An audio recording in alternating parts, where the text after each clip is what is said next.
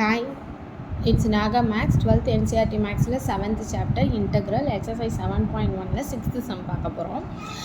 இதுலேயே நம்மளுக்கு ரெண்டு டேர்மாக இருக்குது. ரெண்டு டேர்மையும் நம்ம ஸ்ப்ளிட் பண்ணிக்கலாம். ஓகேவா? எப்படி அப்படின்னா integral of 4e of 3x plus integral of 1 dx. ஓகேவா? இங்கே dx. இப்போ இந்த கான்ஸ்டன்ட் டேர்மாக வெளியே எடுத்துக்கலாம். இப்போ நம்ம சின்ன சம்லேயே இப்படி செஞ்சு பார்த்துட்டோம் பழகிட்டோம் அப்படின்னா பெரிய சம் செய்யும்போது உங்களுக்கு ஈஸியாக இருக்கும். கான்ஸ்டண்ட்டை வெளியே எடுத்துட்டிங்கன்னா இன்டெக்ரல் பண்ணும்போது உங்களுக்கு ரொம்ப கஷ்டமாக இருக்காது, ரொம்ப சிம்பிளாகிடும். டேரெக்டாக ஃபார்முலா சப்ஸ்டியூஷன் மட்டும் இருக்கும். ஓகேவா? இப்போ என்ன பண்ணலாம், 4 into integral of e of 3x dx plus 1 into dx. ஓகேவா?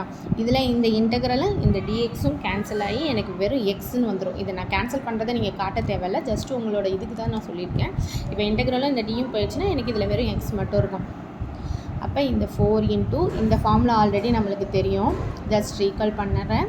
Integral of e of x dx is equal to e of x. But இங்கே நம்மளுக்கு இன்டெக்ரல் ஆஃப் 3x இருக்குது.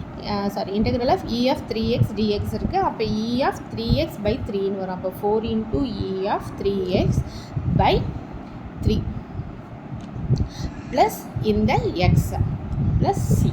ஓகேவா? இதான் வந்து நம்மளுக்கு 6th சம்மோட answer. Then 7th sum, x square 1 minus 1 by x square dx. இப்படி சம்மு வந்தோடனே நம்ம என்ன பண்ணிடணும், இன்டெக்ரல் போட்டுடணும். Integral of x square 1 minus 1 by x square dx. ஓகேவா? இப்போ என்ன பண்ணலாம், இதுக்கு எல்சிஎம் எடுத்துடலாம். எல்சிஎம் எடுத்தோம்னா எனக்கு இது வந்து ஒரு ஹோல் டேர்ம் ஆயிரும். இப்போ எனக்கு மிக்ஸ்டு இதில் இருக்குது, ஃப்ராக்ஷனில் இருக்குது. இது நான் எல்சிஎம் எடுத்தோன்னா கொஞ்சம் ஈஸியாக இருக்கும் நம்மளுக்கு ஃபார்முலா சப்ஸ்டியூட் பண்ணுறதுக்கு.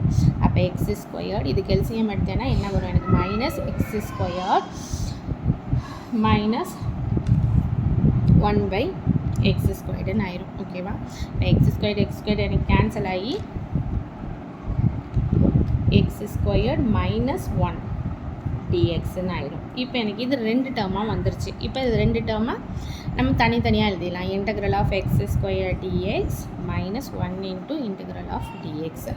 இப்போ எக்ஸ் பவர் என்ன இருந்துச்சுன்னா ஃபார்முலா நம்மளுக்கு தெரியும். ரீகால் என்ன பண்ணலாம், x power n dx is equal to x power n plus 1 by n plus 1 plus c. ஓகேவா? இந்த ஃபார்முலா நம்ம ஆல்ரெடி பார்த்துருக்கோம். இந்த ஃபார்முலாவை நம்ம இப்போ இதுக்கு சப்ஸ்டியூட் பண்ணலாம். அப்போ எக்ஸ் ஸ்கொயர், இந்த எக்ஸ் ஸ்கொயருக்கு பதிலாக இந்த ஃபார்முலா அப்போ என்ன ஆகும், எக்ஸ் க்யூப்னு ஆயிரும். ஸ்கொயர் x2 + 1 3ன்னு ஆயிரும். கீழேயும் எனக்கு அதே 3 மைனஸ் இது ரெண்டும் எனக்கு கேன்சல் ஆகி -1 இந்த எக்ஸு சேர்ந்து எனக்கு மைனஸ் எக்ஸ் ப்ளஸ் சின்னு கிடைக்கும். ஓகேவா? இதுதான் நம்ம 7th some answer.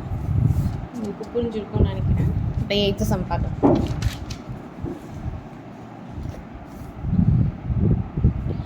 ax square plus bx plus C. இப்போ இதுக்கு இன்டெக்ரல் பண்ணணும்.